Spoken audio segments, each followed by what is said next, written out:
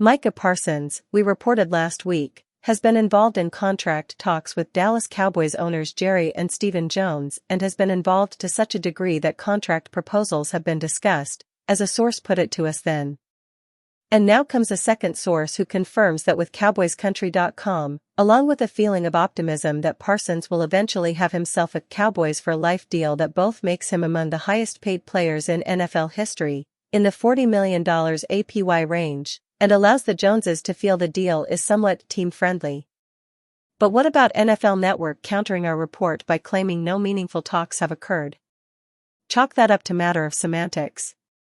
It could be the view of someone involved in the discussions that there is a lack of formality that can be characterized as less than meaningful. For instance, CowboysCountry.com can report that the Cowboys front office has recently met with Parsons face-to-face and discussed a future together.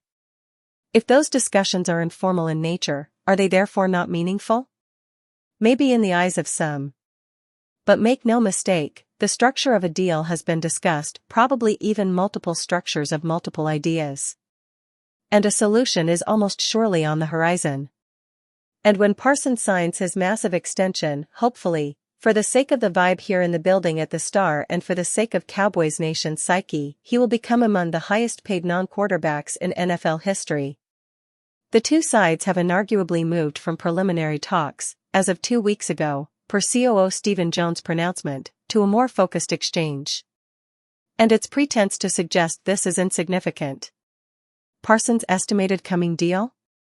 Spotrac puts it at 4 years and $146.7 million.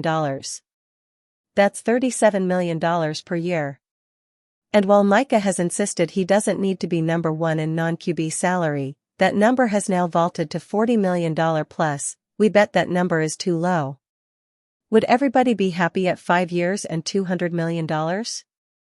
Last season, Parsons battled through injuries but still collected 43 total tackles to go along with 12 sacks, as always, 2 forced fumbles, and a defensive touchdown. A healthy Micah, who'll turn 26 in May, figures to be an NFL Defensive Player of the Year candidate for most of the rest of his career and surely for the next 4 years, or more, while working under the terms of this inevitable new contract.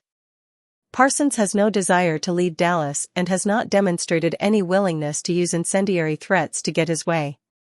He's called Jerry my dog, a suggestion that there is trust here, and that there is a business partnership brewing here.